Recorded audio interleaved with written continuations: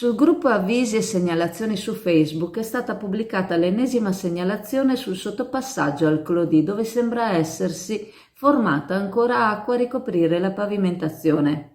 Sarebbe niente se si trattasse di semplice acqua, ma qua, quando c'è acqua dovuta a infiltrazioni, si forma un viscido limo sul fondo, che può provocare cadute a chi va in bici e a chi vi si avventura a piedi. Si sta risolvendo forse il problema dell'infiltrazione al sottopasso dell'ospedale. Ci auguriamo che il prossimo sottopasso che sarà attenzionato per le infiltrazioni sia questo del Clodì. Del terzo sottopasso critico del territorio, Sant'Anna, non si sente più nulla, né da una parte i residenti che forse sono stanchi di parlare inutilmente, né dall'altra. Qua il problema è molto più importante di una semplice infiltrazione, qua è un problema di messa a norma da cui il sottopasso è ben distante. Scale ripide, impossibilità di accedere con la carrozzina lo rendono inservibile da chiunque abbia problemi di deambulazione o si debba muovere in carrozzina. L'idea era buona, ma la pendenza è eccessiva. Rimediare all'errore di progettazione e di realizzazione, questo sembra essere, probabilmente è tutto meno che semplice. Di fronte a un sottopasso con così grossi problemi, provvedere a eliminare le infiltrazioni da quello del Clodì dovrebbe essere molto più fattibile. Sollecitiamo l'amministrazione a prestare attenzione anche a quest'area che si sta trasformando in una palude. Alla pizzeria Scottadeo scopri il gusto delle feste, panettoni artigianali farciti e ricoperti al gustoso cioccolato, alla goduriosa Nutella, al delizioso pistacchio, delizia pura, tutta da condividere. Passa a trovarci o prenota anche al 327 332 4259. Ti aspettiamo alla pizzeria Scottadeo a Borgo San Giovanni. La marineria di Chioggia si conferma regina dell'Alto Adriatico nel settore ittico. La città lagunare può contare su una flotta di 222 pescherecci e su 434 imprese attive tra pesca e acquacoltura, con una crescita costante nel tempo. Lo testimoniano i dati dell'Osservatorio socio-economico della pesca e dell'agricoltura di Veneto Agricoltura. Congratulazioni a chi continua a investire in questo comparto con l'auspicio di crescere ancora. Lo dichiara il consigliere regionale Marco Dolfin, responsabile del Dipartimento Pesca per la Lega Liga Veneta.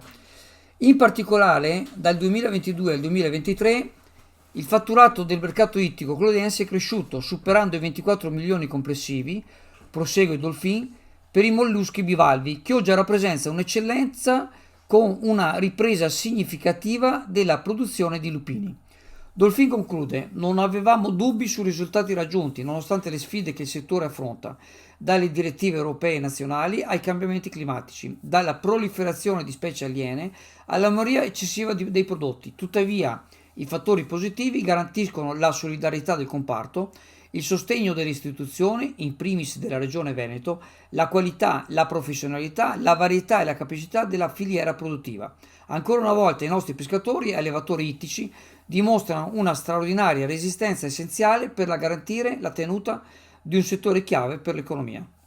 AF Energia ci trovate in Viale Mediterraneo 135 a Sottomarina, dal lunedì al venerdì 8.30, 12.30, 14.30, 18.30. Offriamo il servizio luce e gas, prezzo fisso, prezzo variabile, telefonia, fibra o ADSL per famiglie, imprese e condomini.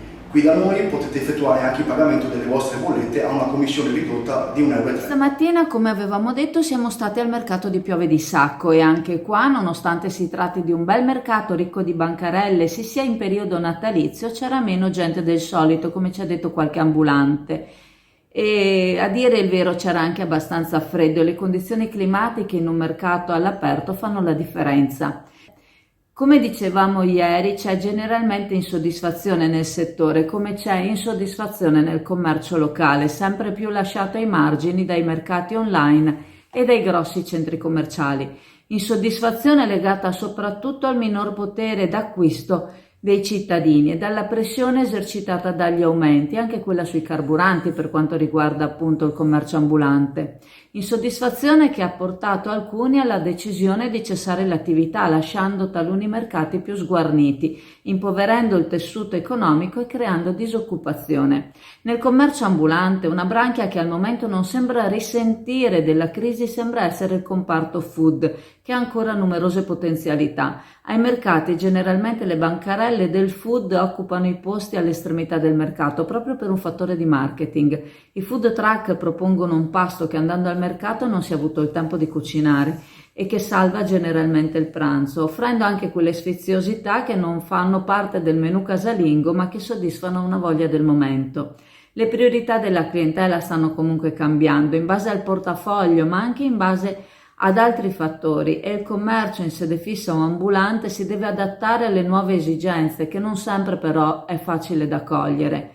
È certo solo che lo spegnersi delle vetrine di un negozio rattrista come trovare uno stallo vuoto al mercato, diventa un inevitabile impoverimento del tessuto economico del territorio, qualunque esso sia.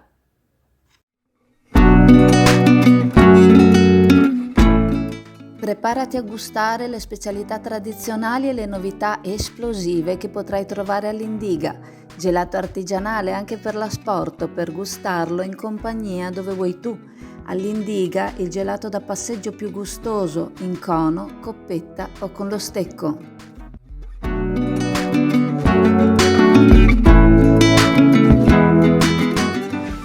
Bene, siamo a Cavarzere dall'assessore Marco Grandi. Fra le tue deleghe hai anche quella della sicurezza e fatalità proprio qualche giorno fa ci è capitato di siccome noi con Chioggia Azzurra, Cavarzere, invitiamo sempre i cittadini, visto stiamo a Chioggia ma penso anche qua nel territorio purtroppo siamo un po' sotto attacco perché ci sono furti in continuazione e quindi noi come Chioggia Azzurra e Cavarzere Azzurra invitiamo ai cittadini di collaborare con le forze dell'ordine e quindi di se possibile cercare macchine sospette o meno sospette di fare le fotografie o prendere riferimenti targhe perché le forze dell'ordine per agire più elementi hanno meglio è. E mi diceva che c'è stato questo incontro fra appunto l'assessorato, c'erano anche altri dell'amministrazione con le forze dell'ordine, i carabinieri se non sbaglio, e così se vuoi un attimo spiegare un po', so che state anche operando per organizzare questo controllo di vicinato in maniera più capillare, più strutturale. Grazie, buongiorno. Anzitutto sì, il capitolo sicurezza è un capitolo sensibile naturalmente, non solo per Cavarzere. In un paese con un vasto territorio chiaramente si amplificano le possibilità di commettere reati di qualsiasi tipo, possono essere reati di rapine, reati ambientali, furti e quant'altro, quindi sicuramente il sistema di televideosorveglianza implementato negli scorsi anni, che stiamo continuando a implementare anche usufruendo di finanziamenti pubblici che siamo riusciti a intercettare, è uno degli capitoli che stiamo portando avanti. Sono state fatte anche delle azioni molto importanti di presenza sul territorio delle forze dell'ordine con un paio di cosiddette retate, chiamiamole blitz per dirle con la parola più corretta, che hanno dato sicuramente degli esiti, che hanno dato un segnale forte di presenza delle istituzioni, delle forze dell'ordine sul territorio.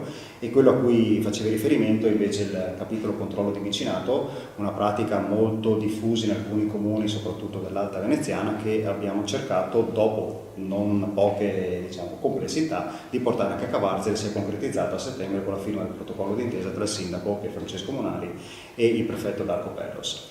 È stato fatto l'incontro di presentazione, a quello facevi riferimento, il 19 di ottobre alla popolazione, e già ho ricevuto parecchio interesse da alcuni gruppi che vorrebbero costituirsi appunto come gruppo controllo di vicinato. Quindi è in fase di realizzazione operativa e si stanno costituendo i primi gruppi, verrà esposta la cartellonistica, quindi questo che ricordo e voglio sottolinearlo, l'ho fatto molto fortemente anche nell'incontro pubblico, non sostituisce le forze dell'ordine, certo, non crea sceriffi o giustizieri della notte che vanno in giro ronde, nulla di che, è solo una cosa. Purtroppo, scusa, questo è una battuta, questo era fuori verbale.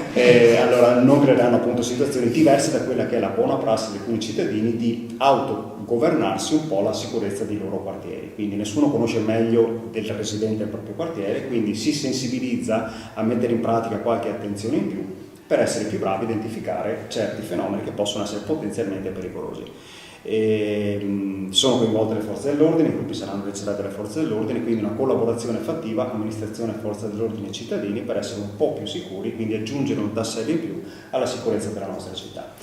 Mi permetto, allora precisiamo, non è che non possono fare i cittadini le foto, possono fare le foto, le riprese, prendere nota, ovviamente non le vanno a pubblicare, perché se tu pubblichi la foto di una persona e ci metti la targa e hanno avuto dei furti in zona, uno può denunciare per diffamazione.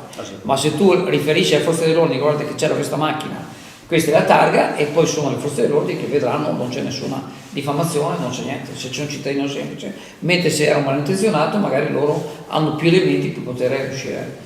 Mi permetto questa No, è corretto, lo stesso civico dei cittadini imporrebbe, diciamo, di essere sempre collaborativi nel fare il buon cittadino, che però non deve essere sostituito alle forze pubbliche. Lo è per le fotografie, come giustamente dicevi, lo è per fermare le persone, perché ci vuole un attimo a passare da una fase di ragione a una fase di torto. Certo. La legittima difesa è una legge un po', diciamo, discutibile, diciamo, quantomeno in Italia, però è corretto quello che si diceva, non possono essere divulgate immagini, perché sennò si va a rischio di violare le normative sulla privacy. Detto ciò, le documentazioni che si ritengano possano essere utili per identificare persone o scovare reati possono essere riferite nei canali corretti alle forze dell'ordine.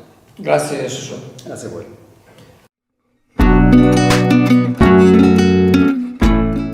Preparati a gustare le specialità tradizionali e le novità esplosive che potrai trovare all'Indiga. Gelato artigianale anche per l'asporto, per gustarlo in compagnia dove vuoi tu. All'Indiga il gelato da passeggio più gustoso, in cono, coppetta o con lo stecco.